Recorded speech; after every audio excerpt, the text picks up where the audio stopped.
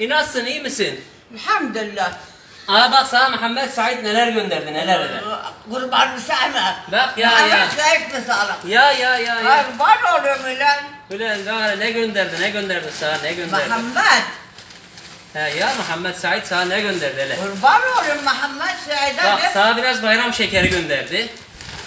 Bak burada biraz sana kurabiye gönderdi. Bu kurabiyelerden gönderdi. Şükür püsküvit salmıştı getirdi bize. Ha gene gönderdi 10 şekil. Gatto. Aha bak 10 şekil gene bunlardan gönderdi. Allah. He bak. Aa bunları gönderdi. Kurban oluyorum sana. Bak sana bir fıstanlık gönderdi bundan bir tane. Bak bu fıstanlıktan gönderdi. Allah kurbanım sana. Bak hele bak sana bundan gönderdi Muhammed Said.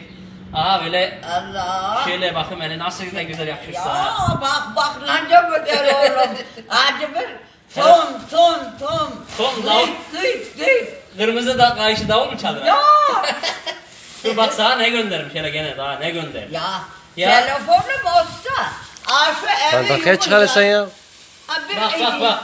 Sana muz gönderdi. Bak Allah. sana muz göndermiş. Bak sana ne göndermiş gene hele. Allah. Bak hele bak. Öyle. Bu Muhammed Said gönderdi sana bunları. Kurban olayım Muhammed. Portakal göndermiş. Öyle. Derim kışığın altında torpağa kurbanım. Ta Türkiye'de buraya gelmeyeyim mi? He. Torpağa kurban olayım. Senin de kurban olayım. Elma gönderdi sana. Bak armut gönderdi sana. Armut var bunda. Allah. Bunları sana Muhammed Said gönderdi. Bir de para verdi dedi. Para. Allah. Dur sana bir de. Gel. Ulan ne var? Döğedin de cennette de birbirimize kavuşacak. Bu da 200 lira. Muhammed abi gönderdi. Muhammed Said. Bundan da Hacı Teyzem dedi kendine bir şeyler alsın dedi. Allah. He. Daha gönderecek. Daha da söz verdi. Bunları götür dedi. Şimdi bayramdan sonra gene geleceğim. Gene getireceğim sana. Abdurrahman. Hadi. Bak. Bakayım. Ben burayı istemeyeyim. Bak gözlerim gitti.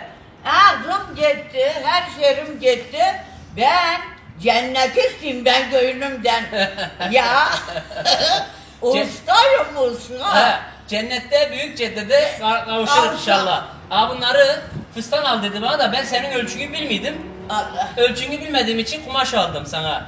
Aferin. Dedi ki ne? Oradan kendine fıstan al dedi. Bak aman güzel yakıştı sana hele. Allah. Ya bu eteklik o da fıstanlık. Ona etek yaptırırsın, bunu da fıstan yaptırırsın. Allah. Edem dua edin. Hepiniz Emin diyek. Emin. Allah bizi cennet ehlisi etsin. İnşallah. Cennette de böyle kavuşalım. İnşallah. Cennette büyük ceddede kavuşalım. Ya. Tamam. Ya. Ben bunları içeriye koyayım ben şunları. Bak bilir mi? Benim uşağım yok. 45 seneden beri hiç erkeksiz yaşarım.